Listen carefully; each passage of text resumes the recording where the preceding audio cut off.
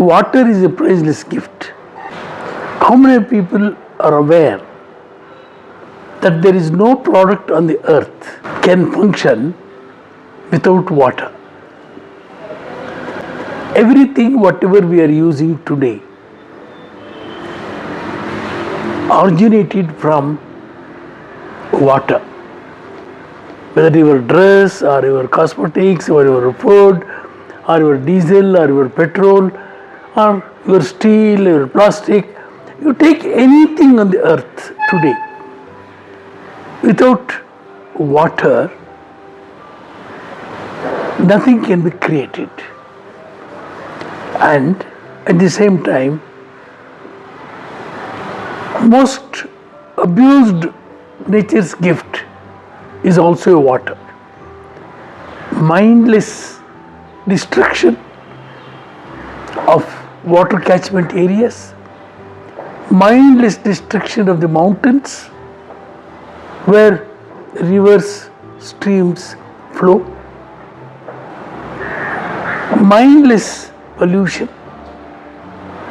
All these things cumulatively today, whole world is facing water crisis. Forget about human beings. Think about the birds. Think about wild animals. Think about insects. For no fault of them, for the crimes man committed for his own gains, the all living forms, that is called animate forms, living forms, suffering, dying for want of water. Tragic story, very recently, number of elephants died in our what is called Mahadeshwara Betta, Bilgirangan Betta. Want of water, young calf, mother also died. Whom to blame? Who is accountable for that? Is it the elephants? Is it the birds who are craving for water? This single one species, so-called crown of evolution, is the first order criminal. He is responsible, but he is not correcting himself. So, if you look at the seasons, that is called Rutu Dharma or seasonal justice. For each season, there are different types of formations of the water molecules. So, the definition of the water in dictionary, it is colorless, transparent, which forms the seas, lakes, rivers, rain. It is the basis of the fluids of living organisms. So all these living entities, that is the ocean, the river, streams, underground water, everything depends on the rain. It depends upon retention of the water. Retention is very important in atmosphere, in biosphere, in hydrosphere. So,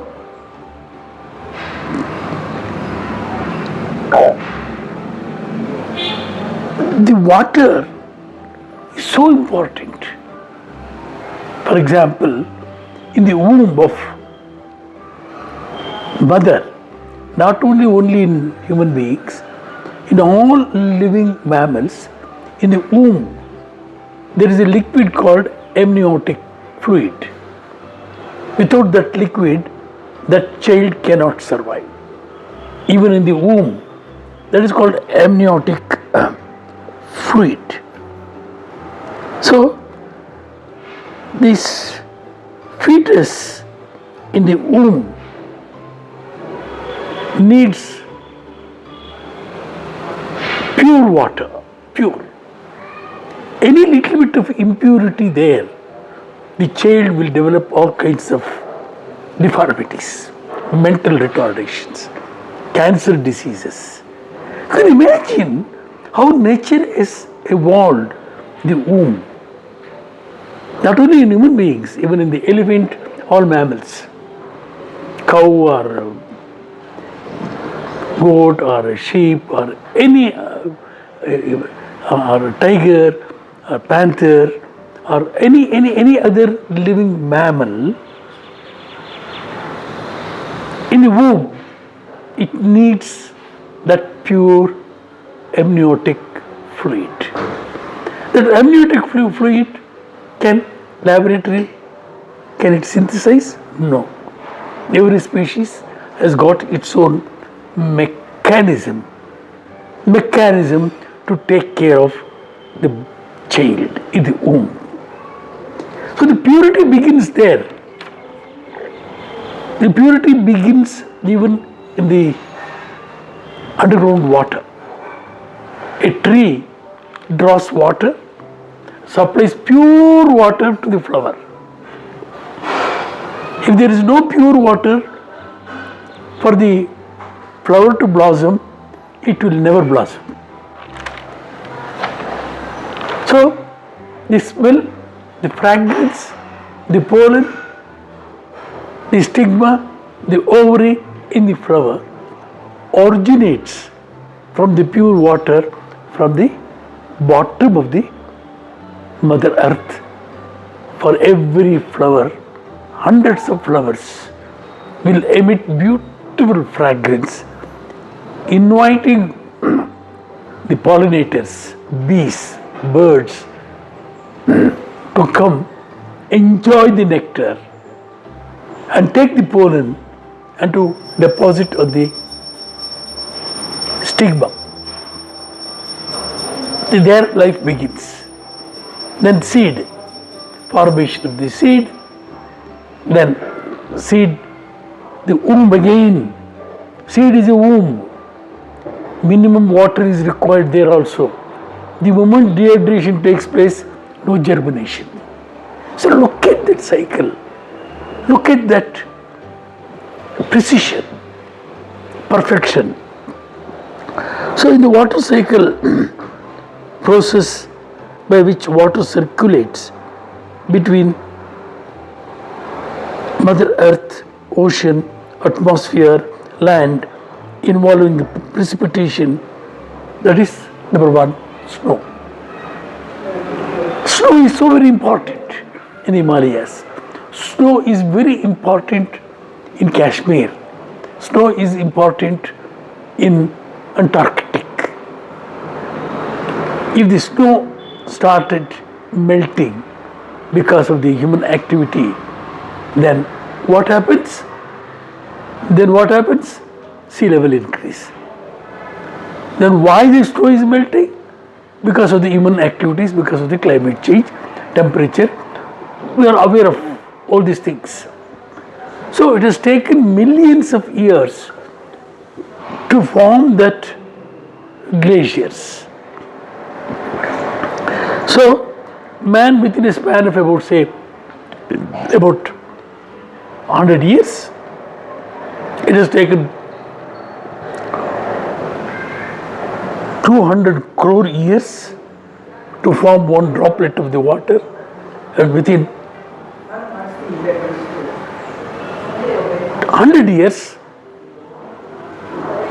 imagine what happened in the world today. Water crisis. Snow is a very important component for maintaining the river flow, Ganga water, Brahmaputra water. All rivers takes their origin from Himalaya. Rivers takes their origin in Western Ghat. Again, the trees plays a very important role. Not just trees, it is natural forest.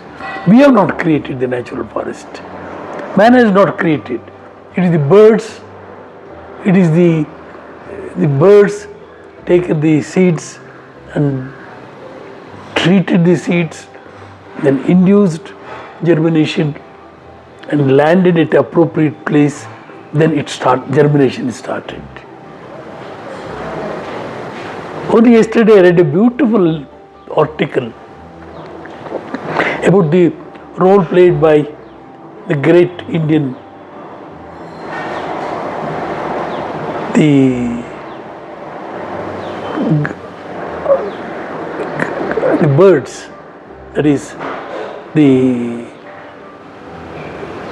endemic birds, 6-7 species, they eat all seeds, and they eat seeds of the sandalwood, treats them and deposits. So, Malabar pied hornbills, all kinds of hornbills, about 8 to 10 species.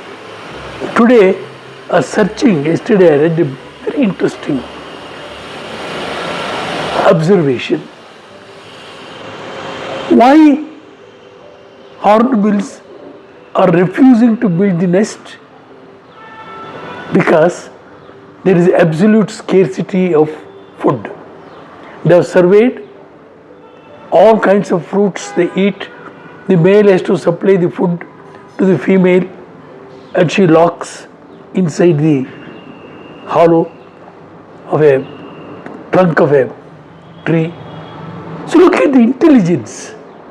The food security is not there. So they have surveyed and they stopped nesting. So all these things is because of the negligence of the keystone species we mercilessly cut and destroyed to form the roads, to build dams. So coming to the river water,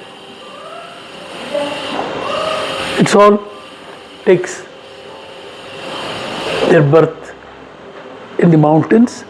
Mountain is called the breast of the Mother Earth. But we are blasting, extracting gold, extracting silver, extracting all kinds of iron, demolishing hills after hills, converting that into M sand. See, look at the human greed, how he is destroying the sources of water. The sources of water. Can you create one molecule of the water? H2O, only 2 molecules of hydrogen and 1 molecule of oxygen. Is it possible for man to combine these 2 molecules, 2 atoms, and to produce 1 molecule of the water? I read somewhere, I don't remember exactly when, to combine 2 molecules of the hydrogen and 1 molecule of oxygen, it costs nearly few thousands or lakhs by human ingenuity. But nature produces that as a free commodity. That we are polluting, destroying, and removing all vital connections, disconnecting all vital connections. The water cycle is completely demolished. So, trees, forests,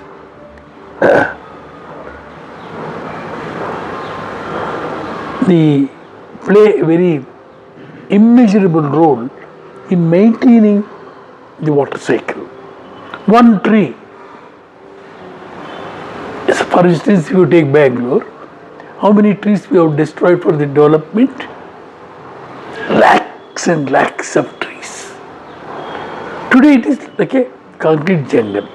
Each tree releases about 300 to well grown 3 feet to 4 feet girth tree releases 300 to 400 liters per day. That water remains there in the atmosphere. When a cloud passes, immediately this and this water molecules and the cloud, it attracts. Then cohesion takes place. Then precipitation takes place. Now, Bangalore and every city, everywhere in the world is suffering from air pollution. Air pollution because there are no trees. Then lung problems, there is no moisture in the breathable air. Breathable air, pranavayu. So likewise, the man has started tampering the systems which are evolved billions of years ago. It has not been done by any machines or man. You can certainly make nuclear weapon, biological weapon, chemical weapon, kill each other, kill life, but you cannot create one seed, one life. How dare you indulged in this type of activities of destruction? Even today, there are missiles, Israel, Iran, Australia, all countries, leaders. Why people all over the world should ban and make the leaders to become more sensible? What is wrong? Why not? Every country, every youth should start writing to the world leaders, you don't do such foolish things. Appeal to them, insist them, go to the global court, ask the court to take them, punish them as criminals. International court is there. Why not youths go and appeal to the international court to arrest them immediately? Whatever the country they may be, whatever the caste they belong to. Anybody who is wounding Mother Earth, anybody who is damaging these systems is a criminal. So, in my opinion, the relative humidity, that means trees releases water, 300 to 400 liters of water, maintains the breathable air, that is called pranavayu. Today there is a scarcity of the pranavayu, not only the water. I had an opportunity to become a examiner for a PhD student in National Law School of India University. This student has taken so much pain to collect data, and this entire book I have noted down is about water. In his PhD, is about water and water and water and water. I was surprised to read the thesis and made a notes of the entire thesis. Brilliant boy. He has missed one element, which I told him also.